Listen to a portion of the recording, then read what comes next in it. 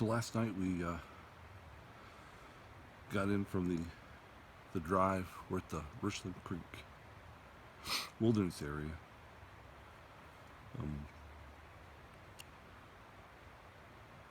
This is our base for our backpacking trip later this morning. So it was almost dark, not quite, but by the time we got out of the truck and started pulling things out, it was pretty dark. So we ended up sleeping in the bed of the truck. We took everything out, put it in the cab, and just set up our sleeping bags in the back of the truck. So about 6:30 now. Lou's still asleep. He might be asleep till 9. I'm not sure. It's what he normally does at home. Anyway, we're going to be out there 2 days or 2 nights. It's really not that far. As a crow flies, it's a little over 2 miles. Following the creek. I don't know, I tried to do this a couple of years ago, and it seemed it was more than that. Like, even though it seems a straight shot, it might be 4 or 5 miles less. So, hey, we're getting ready to go. I've got Lou with me. He's on there. Yeah, big news. Yeah, we were playing cards last night, and someone got lurched. I'm not saying who. So anyway, we were going to play cards the rest of the trip, but not anymore. I threw those cards away. They were no good. They were defective. So anyway, something wrong with them. there was. Anyway, we'll getting ready to head out, and we'll see you on the trail.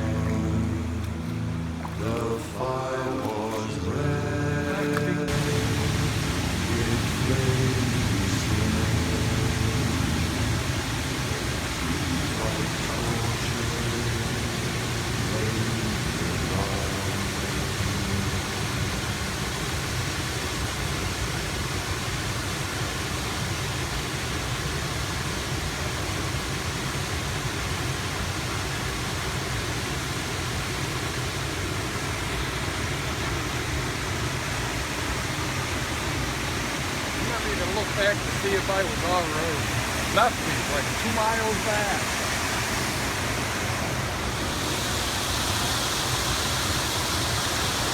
Are you all right? Huh? Are you all right? Yeah, that guy you see him? Walk right across. Come right up straight across.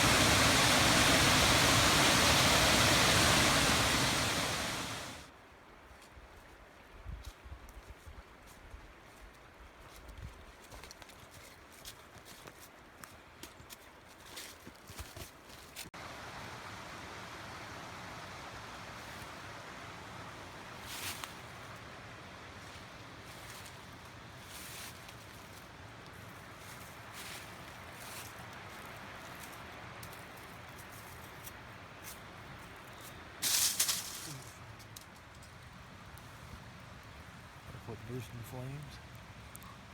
Yeah, don't catch it on fire.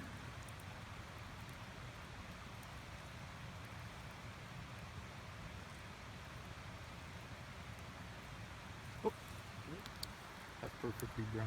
Is that? Yeah. I can't tell. Can't get no better There's not than enough that. light on it. No. That's my flashlight. I've lost my flashlight. Not my flashlight. It's hard to see. That's good. I want you to see the top. Hey, shine the flashlight over there on the wood. Show you all the wood I caught. The wood that I caught. Show you all the wood I caught. I think we got too much wood. All the wood with the sawed ends Yeah. is mine. Yeah. Because I brought my saw. Yeah. All the wood that's rough is Lou's.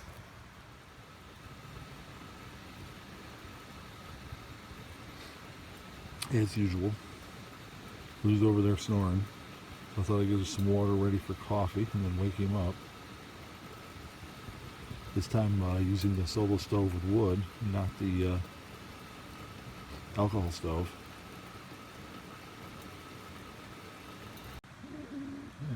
So Lou, all I can say is, if you were hearing snoring last It night, was you.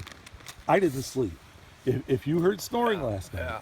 that was just the echo Yeah. of your snores coming off from that ridge over there. Yeah. Yeah. So, man, that's waking me up. Listen to that. didn't know- That's because it took that long Yeah. for the echo to come back. I just know if he was awake, I'd have went and found my earplugs. I didn't search because I didn't want to wake you up. And couldn't believe they were in my sleeping bag. They were way inside my sleeping because I had them. I come back, there's they are. I put them on my chest. I pulled everything up, and then I couldn't find my earplugs. They'll come on. They're in my hands. That's what you're going to do, clean your earplugs? Uh-huh. That's what we put our heat in. Now there's going to be wax in it. Yeah, big deal. Shoot right up. You might plug up the valves in, or the jets in your penny stove. Might burn better. What do you think I flavor your coffee with? Hey. Got no flavor. The most essential part of your camping gear. If you want any sleep at all. If you didn't snore so much, though.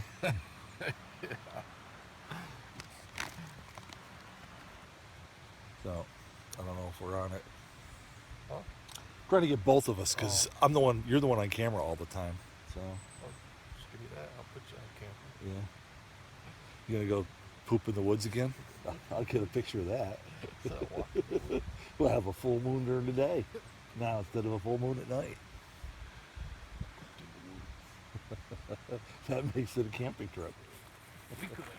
All right, so we're packing up now. Campsite, we threw the rocks back around. They're close, not like they were, but we've thrown them back around. Saved a little wood for the next party that's here. Also, Luke carried the blue tarp. I carried a brown tarp, or a green tarp that we didn't use for cover. Lou brought a blue tarp that we slept on. Anyway, since Lou had the tarp, he threw it out on the ground. And to get back at me for years ago when I left a little itty bitty pebble for him that he slept on and he complained about, he went ahead That's a divider. and put this underneath where I was sleeping. Let's just keep Rod on his side. It was funny. It was really funny, Lou. So, anyway, just to give you some perspective. Oh, I just didn't know Rod on his side, he'd take the top blanket. so huge. Look at that.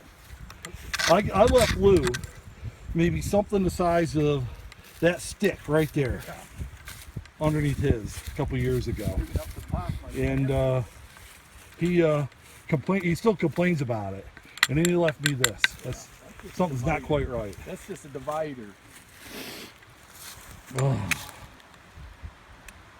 So, packed up, got all the stuff together, leaving it pretty good. Turns out, what we needed to do, we were on the wrong side of the creek. We needed to walk along that ridge line Up and up and up and up. And those trees are full-size trees, so that gives you a little bit of perspective on what we should have done. Up there, and then follow the ridge across. But it still climbed a little bit. This is the toughest point though, right here. Maybe next time. No, there's not going to be a next time. We'll see.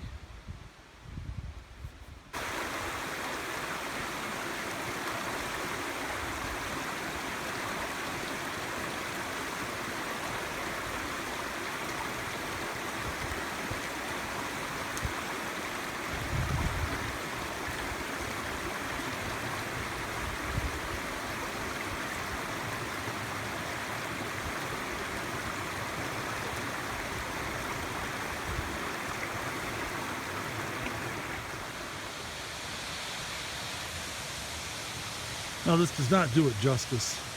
A lot of small stuff in the way that really your eye sees through, but the camera picks up, so it's hard to get any sense of scale or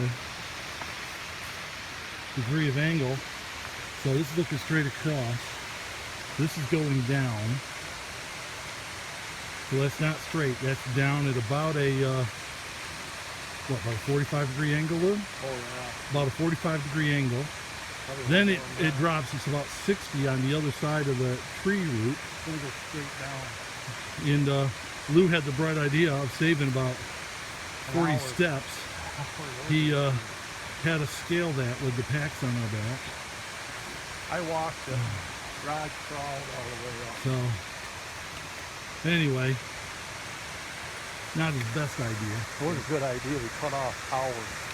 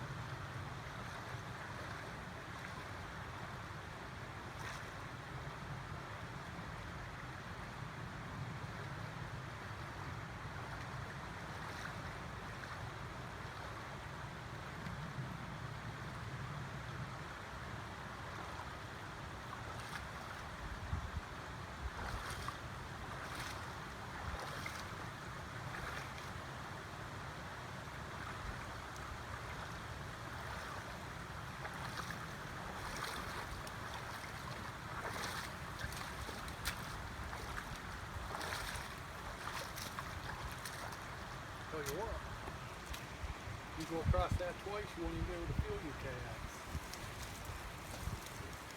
What, I have calves? I don't even feel my calves anymore.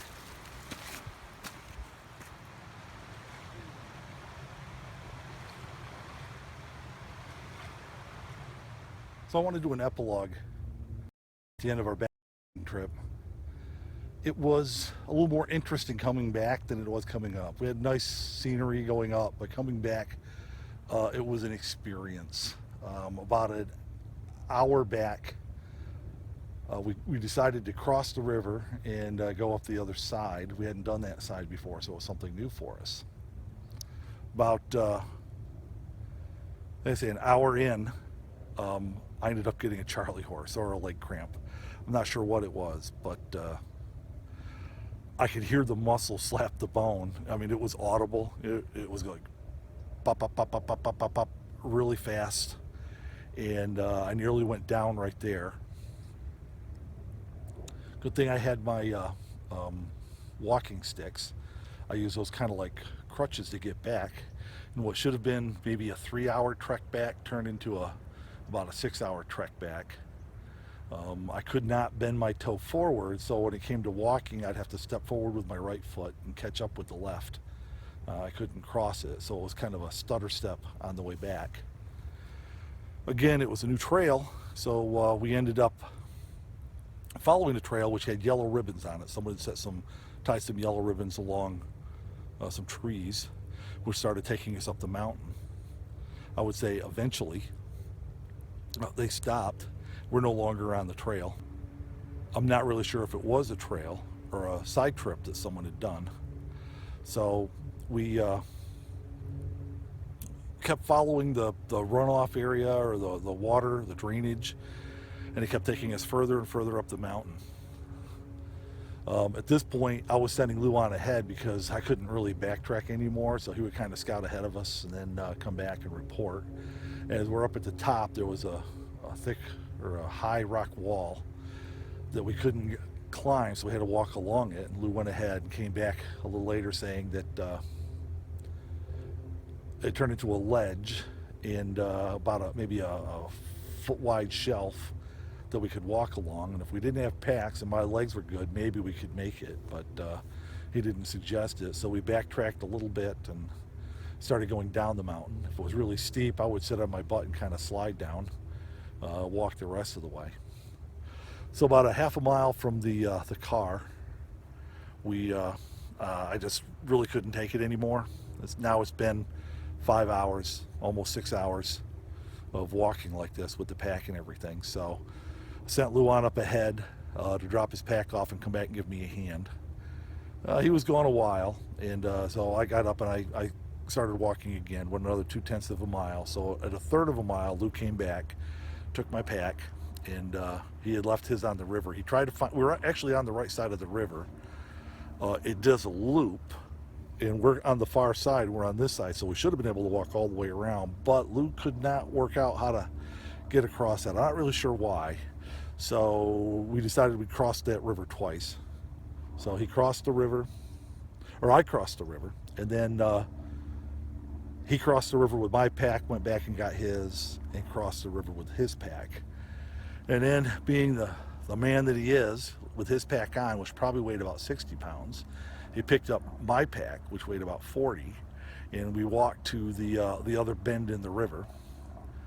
And I walked across, and then Lou went ahead and started walking across. Well, I noticed a really large, flat, slippery rock right at the beginning of it. And I told Lou about it. Hey, Lou, there's a slippery rock here. And when he got to it, he thought, yeah, this is slippery, and down he goes.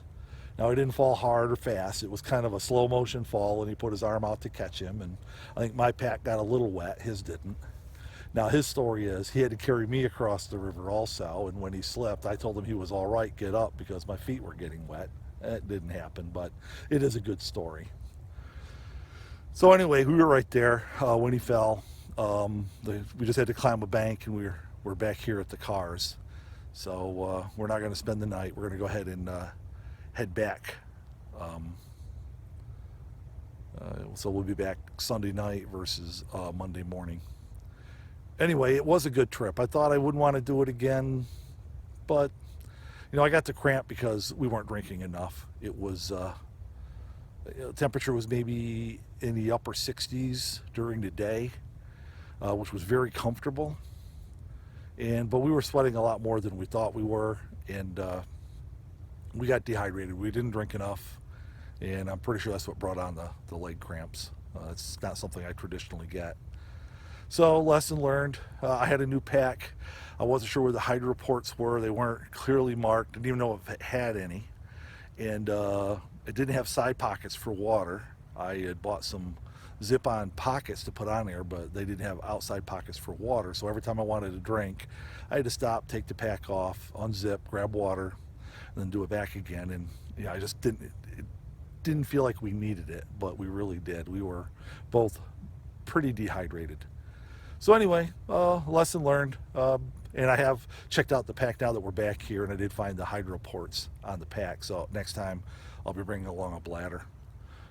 Lou's complaining that his legs are heavy and sore and tired, and we'll go ahead and get hydrated and start heading back. All right, we'll see you the next time. Bye-bye.